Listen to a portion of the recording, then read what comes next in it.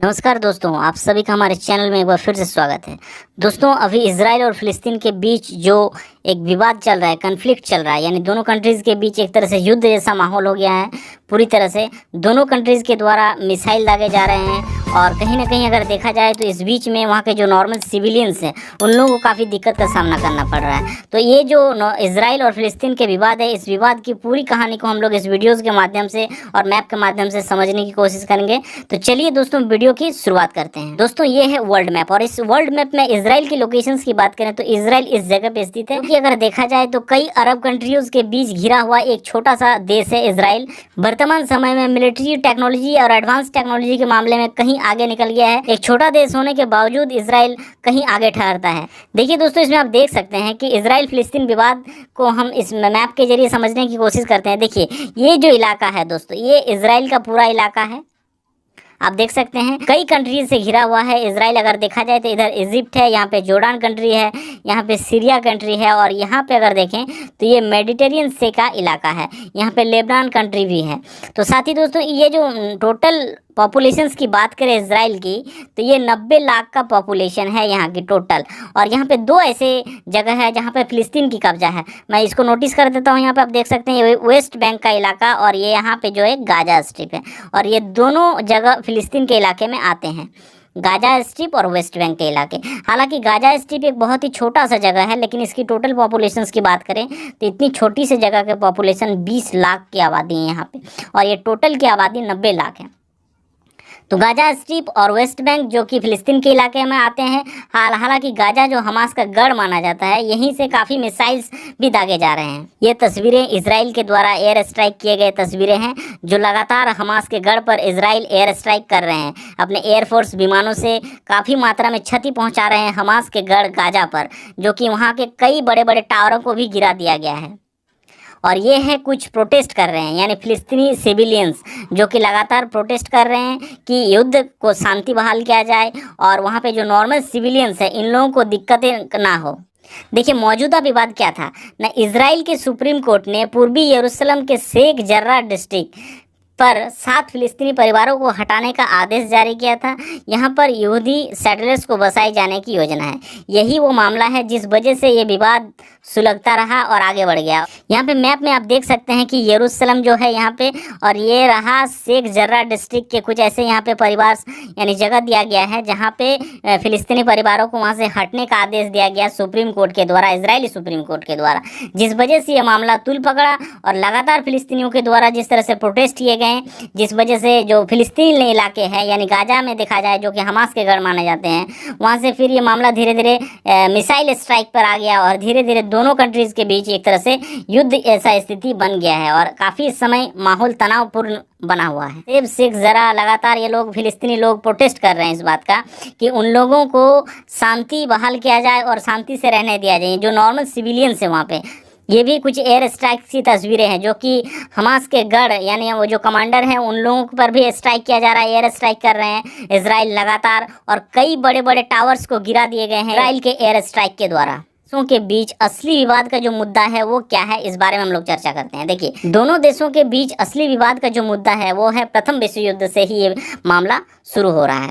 अगर देखा जाए तो प्रथम विश्व युद्ध के बाद 1920 से 45 का जो दौर था यानी 1920 से 45 के बीच यूरोप में क्या हुआ था ना, बढ़ते उत्पीड़न और हिटलर वहाँ पे नाजियों के साथ नरसंहार जो कर रहे थे और इस वजह से क्या हुआ था, वहाँ से काफ़ी मात्रा में यानी लाखों की संख्या में यहूदी प्लान करने लगे थे, फिलिस्तीन में बस गए थे और यहीं से ये फिलिस्तीन और यहूदियों के बीच टकराव शुरू होता है। असली विवाद इस मैप के जरिए इस चीज़ को समझने की कोशिश करते हैं। देख सकते हैं आप, द फिलिस्तीनी हिस्टोरिक कंप्रोमाइज़, ये मैप है 1947 से पहले की बात है, ये 47 का मैप है और ये 67 है, ये 2020 की मैप है। 47 से पहले की बात करें तो आप देख सकते हैं जो वर्तमान में आज इजराइल है वो पूरा इलाका फिलिस्तीन के कब्जे में था, यानी 100% इलाका फिलिस्तीनी के कब्जे में था। 47 चूँकि 47 में वहाँ पे दूसरे विश्व युद्ध के बाद ब्रिटिश शासन था, जैसे कि भारत में ब्रिटिश लोग शासन किए थे वैसे ही इजराइल जो आज इजराइल है वहाँ पे कभी इसका शासन चलता था। तो दोनों पक्षों के बीच जब मामला काफ़ी उलझता चला गया, यानी दोनों पक्ष फिलिस्तीन और यहूदियों के बीच जो टकराव था, इस ब्रिटिश के द्वारा इस मामले को UN में ले गया गया और यूएन के द्वारा इसको पार्टीशंस कर दिया गया, यानी दो कंट्रीज़ के बीच बांट दिया गया। यहूदियों की एक कंट्रीज़ और दूसरी जो है अरब कंट्रीज़ में इस चीज़ को डिवाइड कर दिया गया। तब जो शेष इलाका बचा था फिलिस्तीनियों के पास वो था 44% इलाका। 67 में क्या हुआ था, अरब कंट्रीज़ और इजराइल के बीच एक बार फिर से वॉर छिड़ गया था, जहां उसमें देखा जाए तो इजराइल उस समय तक काफ़ी सक्षम हो चुके थे अपने डिफेंस को लेके, जिस वजह से क्या किया इजराइल ने अरब कंट्रीज़ को सिर्फ 6 ही दिन में इस युद्ध में हरा दिया था और इसके कुछ इलाके को और फिर कब्जा कर लिए थे। इस वजह से शेष जो एरिया बचा था फिलिस्तीनियों के पास वो था सिर्फ 22% इलाका बच गया था, जो कि 2020 में देखा जाए तो वो सिर्फ 15% इलाका शेष रह गए हैं फिलिस्तीनियों के पास। तो इस मैप में आप देख सकते हैं जो आज वर्तमान में इजराइल है वो 47 से पहले 100% फिलिस्तीनियों के पास था। देखिए दोनों देशों के बीच जो असली विवाद है वो क्या है ना, दूसरे विश्व युद्ध के बाद फिलिस्तीन पर शासन कर रहे ब्रिटेन, यानी दूसरे विश्व युद्ध के बाद फिलिस्तीन पर किसका शासन था, ब्रिटिश का शासन था, कर रहे दोनों गुटों को संभालना मुश्किल होने लगा। यहूदी और फिलिस्तीनियों के बीच लगातार कन्फ्लिक्ट हो रहे थे जो कि ब्रिटिश के द्वारा मामला संभल नहीं रहा था, जिस वजह से क्या क्या ब्रिटेन ने उस मामले को यूएन में ले गया और यूएन ने 29 नवंबर 1947 में संयुक्त राष्ट्र ने द्विराष्ट्र सिद्धांत के तहत अपना फैसला सुनाया और इलाके को यहूदी और अरब देशों के बीच बांट दिया, यानी दो कंट्रीज में उसको डिवाइड कर दिया गया था यूएन ने 29 नवंबर 1947 को। तो मई 1948 यहूदियों का देश इजराइल बना, यानी इजराइल जो अस्तित्व में आया था वो 14 मई 1948 को।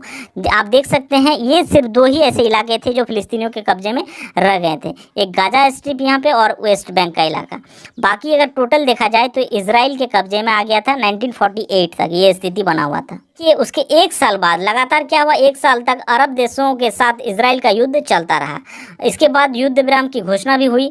हालांकि देखिए यानी इजराइल बनने के बाद लगातार अरब कंट्रीज़ के द्वारा और इजराइल के बीच लगातार युद्ध चलता रहा।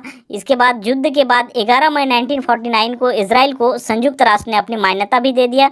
यहाँ पे मैप में आप देख सकते हैं इसको, इजराइल जो कि अपना राजधानी यरूशलेम को अपना राजधानी भी मानता है। 67 का युद्ध में क्या हुआ था देखिए, 1967 में एक बार फिर अरब देशों ने हमला किया। इजराइल ने फिलिस्तीनियों के कब्जे वाले इलाके वेस्ट बैंक, गाजा, पूर्वी यरूशलेम पर कब्जा कर लिया था। 67 तक इजराइल खुद को डिफेंस के मामले में काफ़ी सक्षम बना लिए थे, जिस वजह से 67 का जो वॉर हुआ था यानी युद्ध हुआ था उसमें अरब कंट्रीज मिल के लड़े थे। इजराइल अकेले उन देशों को परास्त कर दिया था युद्ध में और इजराइल के काफ़ी इलाके जो फिलिस्तीन के काफ़ी इलाके थे उस पर फिर से एक बार कब्जा कर लिया था। दोनों के बीच बातचीत और शांति क्यों नहीं स्थापित हो पा रही है आखिर? इजराइल को अगर देखा जाए तो नंबर 1 पॉइंट जो है वो इजराइल यरूशलेम के बड़े हिस्से को छोड़ेगा नहीं, पहला पॉइंट ये है। और दूसरी बात है कि इजराइल बनने के बाद 7 लाख फिलिस्तीन रिफ्यूजी हो गए और वर्तमान में इनकी संख्या की बात करें तो वो 70 लाख हो चुके हैं। तो यहूदी अपने ही देश में अल्पसंख्यक हो जाएगा, इससे फिर धर्म युद्ध छिड़ने का डर है, जिस वजह से इजराइल इलाके को पूरी तरीके से अपने कब्जे में करना चाह रहा है। तो दोस्तों अगर ये वीडियो आप लोगों को अच्छा लगा हो तो चैनल को सब्सक्राइब करें, लाइक करें और शेयर करें और साथ ही बेल आइकन को प्रेस कर लीजिएगा ताकि लेटेस्ट वीडियोस की जानकारी